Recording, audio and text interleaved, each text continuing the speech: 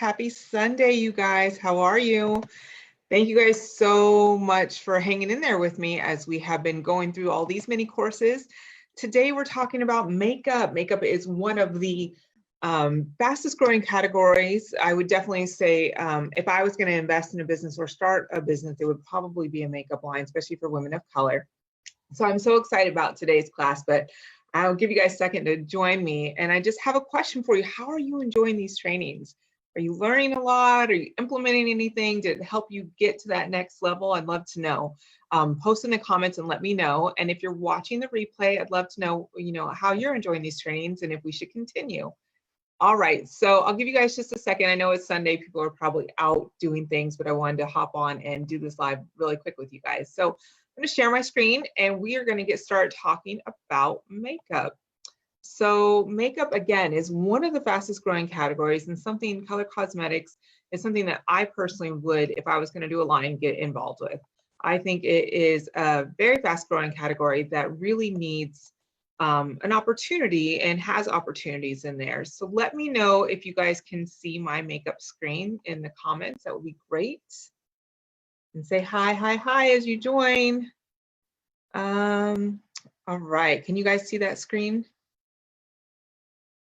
I'll give you just a second. Okay, I see it, so we're good. So today we're going to talk about how to start a makeup line. Now, starting a makeup line is very different than hair and skincare and body care that we've been discussing. Mostly because of the trends and the colors that come out every season. It's really hard to catch up, but I'm going to teach you guys a few things today. All right, so makeup, I was saying why I would invest in a makeup line is because color cosmetics or just makeup in general is a huge category. It's a growth category. And according to Statista, it's a $250 billion category. And women particularly wear makeup every day. And we always want to try new looks and new styles and new colors and those sorts of things. So I pulled a little bit of data. 86% of women wear eyeshadow every day and mascara every day and foundation. 50% of them wear it every day. 52% wear eyeliner. 49% of wear lip gloss. It's a lot of women wearing like core makeup products every day. So you can see that opportunity. Now, in today's course, I'm not just referring to like color cosmetics. I'm also going to include nail polish and eyelashes in this category as well, because eyelashes is a fast growing category, lash growth serum, those sorts of things, but I group those under color cosmetics. So what we're going to do, we're going to talk about who creates a makeup line, because I think there's some confusion around that. A lot of people tell me, well, I have to be a makeup artist, but while it's helpful, you don't. What to expect when you're launching a makeup line. There's definitely a different strategy when you're launching a makeup line. And then manufacturing. Private label is my preferred method. I'm going to teach you why and how to do it today. And then making your line a success, right? The tips that you need to know to make your line a success.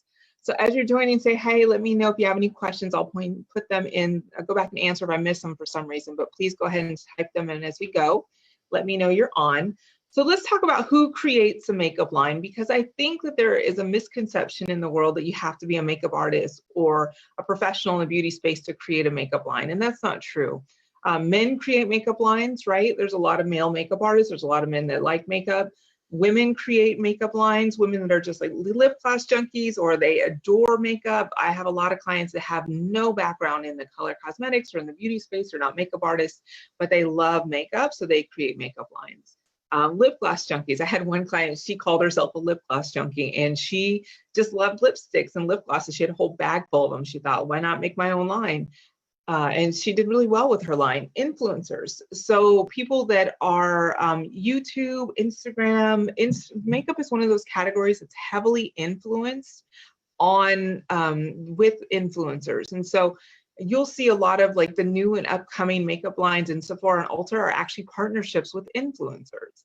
So influencers have a good opportunity in this space. People who love business, sometimes it's just a business decision. Like we see the opportunity and we're going for it. Makeup artists, of course, do really well and do create a lot of makeup lines as well. But again, as in every category, you got to find out what's missing in the marketplace, right?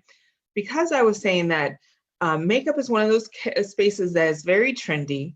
If you don't hit that trend in that season, you're going to miss it altogether. So you really want to stay up with the trends. Very, very important. And that requires actually staying on top of, the influencers on Instagram and Facebook and YouTube and those sorts of things. But you want to do a little bit of research as well. So when people look at doing makeup, women particularly, some of the things that are important to her is like color matching and color cosmetics, right? And her foundation, since 50% of women wear foundation every day, they want it to match their skin. Long lasting lip wear, long lasting color foundation. That's super important as well. Products that are easy to apply. I know that sounds silly and basic, but it's true. Sometimes we don't want it complicated, especially if we're a woman that is on the go or we're a mom. We want it to be super, super simple. Price is important. So in makeup, it's the same thing. There's a differentiation between mass market and then the higher end products. And generally, most women prefer to wear, higher end to mid range if they're 35 and above. But even younger girls, they invest a lot in makeup as well. You can see that with, one of the Kardashian girls' brands, I can't think of her name. It was a higher price lip line and a lot of young girls purchased it. There's other benefits, right? So if you're going to be doing an SPF product, or if you're going to be doing a foundation, you want to include SPF. That's important to a lot of consumers. Brand recognition is important. So as a small startup, in order to get that brand recognition, we have to have a pretty solid influencer strategy in place.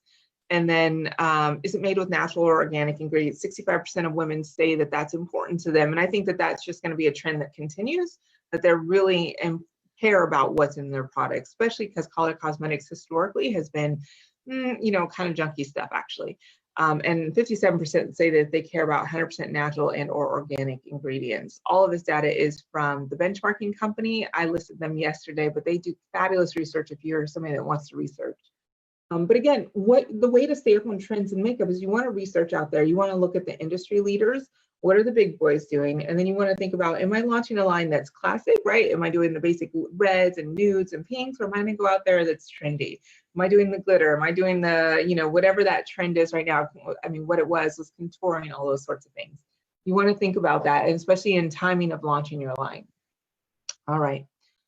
So launching a makeup line is very different than launching any other product line. So while I will tell you that creating a skincare, hair care line to take 6 to 9 months in custom manufacturing, if you were to take that long and launching a color cosmetic, you'll miss the entire trend, right? So this is why I strongly recommend using private label for color cosmetics specifically. Private label companies, what they do is that they stay on the trend. So they're already planning out, spring of 2019. So you don't have to really think about what colors people are going to be looking for. And that's very helpful when you're starting a line. You'll want to plan ahead, but it's difficult in the color cosmetic line because each season changes colors. So you definitely want to consider working with a private label company. It is basically their job to stay on top of the trends. All right. Basically their job. And that's something that is a little different, a mindset shift when we're working with a manufacturing, because we often think we want our own formula. And in some areas that's fine, like in foundation, you want to add SPF, make it a little different. But if it's a color, an eyeshadow, if it's a nail polish, if it's a lip gloss, I would strongly, strongly recommend you private label those. Again, the timeline is basically the same. If you're going to custom, it's 6 to 9 months. If you're going to private label, it's 4 to 6 weeks. Products that I consider under the makeup rule are the eyelashes, nail polish, all color cosmetics, foundation, eyeshadows, all of that kind of stuff. I have this picture up of milk because I was telling a client last week, I'm deathly allergic to milk. And so I have never used that brand, but then I started researching vegan brands, and they're actually one of the top vegan brands out there, but their name's just like, oh, well, it doesn't say vegan on it at all to me, but their products are actually really clean ingredient deck. And whether they private labeled or customized, I don't know, but their packaging is very highly recognizable. And that's something that, as we're going into our next topic, is making sure that your product looks different, because I do strongly recommend that you private label that product. So back to the budget. The costs are the same. Some labs you can start with 12 units, some labs you can start with 50 units or 500 units. But where the real money has to come in is changing your packaging. That is so important. You'll really want to make sure that you change your packaging so that it looks unique, okay? So whether you take a private label, which I still strongly recommend, you're going to have to invest in the boxes, you're going to have to invest in the lip wand or the eye palette or something like that. And that's where the cost comes in. So when you're looking at this particular slide, the color of the wand is customized. It looks beautiful. And then they have a matching box. But in order to be cost effective, you'll have to buy 500 or so boxes and 500 or so custom lips from China to bring them over so that they look different. So you really need to think about, when you're considering if you're going to do a line, your biggest investment is not actually going to be the product, it's actually going to be the packaging and the outer components. Because there's only so many private label companies, but your job as the brand owner is to make it look different, right? And so the only way to do that in a color cosmetics world is going to be that outer packaging. So again, it's the same thing when you're starting color cosmetics. A lot of times where people get a little lost is that they'll want to create 10, 15 different colors for each different category. So it's lipstick, that's nail polish, that's eyeshadow, those sorts of things. And then they really can't manage that launch, and either financially or with the time. So I still would encourage you in colors to just pick a couple categories. So if you're coming out with a face line, pick a couple. Like if you're going to do lipsticks, do 3 or 4 colors in lipsticks. If you're going to do lip gloss, do 3 or 4 colors in lip gloss, but don't go too deep in making the 10, 15 different shades when you're just getting started if you're new to launching a brand. If you're an experienced business owner, you've been launching over and over again, have fun with it. But if this is new for you, get your feet wet, learn how to launch, do it successfully, and then extend your colors in the next season. And that's kind of the beautiful thing about color, is that there's always a new season coming, right? So we're in fall, we're going into winter, which will quickly turn into spring, and we'll be thinking about spring very fast. So with the color, you really can't go wrong, but I would say don't go too far deep in the colors that you offer unless that's your entire model. Start small so you can manage that and then add on. So how do you find the right manufacturer? So again, I strongly recommend private label. I'm not going to say it again, but I do recommend it. It's just one of those things, they are on the trend. So the best way to do that, there's a couple industry shows. The makeup show is a fabulous show. They have it all over the US. You can go and attend a makeup show and find some manufacturers there. You get to see what they're offering. Cosmoprof is another really good show for that as well. There's a lot of makeup options there.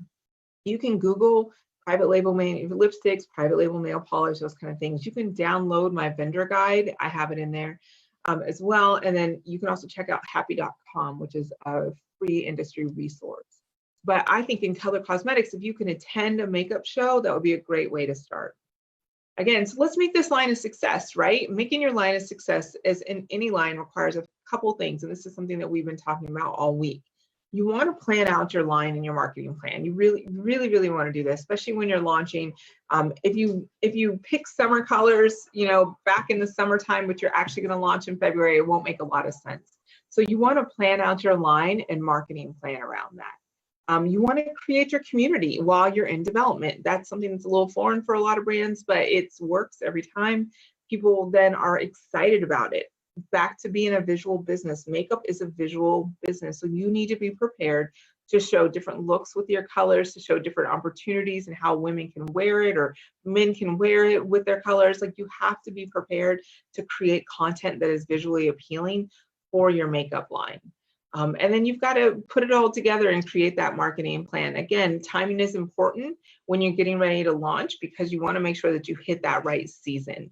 So sometimes we'll start a line, like I said, back in the fall, thinking we're going to launch, and there's hiccups along the way, so we don't really launch till spring. You may have to shift your colors again. And I really recommend in the makeup area, if you're going to continue to bring out new colors for new seasons, that you plan out your year from beginning to end, from January to December, so you understand what kind of colors you want to launch and when. So I hope that this was helpful for you guys. I'm enjoying doing these mini courses. Let me know if you're enjoying watching them. On Monday, we're going to just have a Q&A. I'm not going to prepare any content, but if you have any questions, I'll be there to answer for you. So we'll see you guys on Monday, and enjoy the rest of your weekend. Bye-bye.